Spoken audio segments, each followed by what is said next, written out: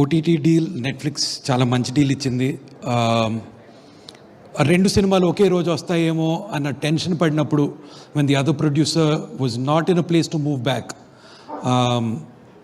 Netflix వాళ్ళు truly వాళ్ళు streaming partner అనేస్తాం, truly partners లాగా ఇది మీకు కరెక్ట్ కాదని మాకు తెలుసు, వెనక్కి వెళ్ళే ఛాన్స్ ఇస్తున్నాం అని చెప్పి they allowed me to come later.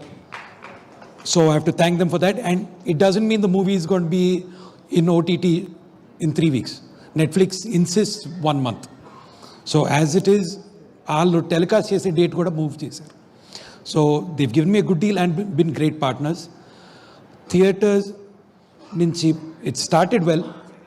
Ee roju am I satisfied ante I am not. Sir, inka run undi. Plus easy ga satisfy avadu evaru cinema industry ki raadu.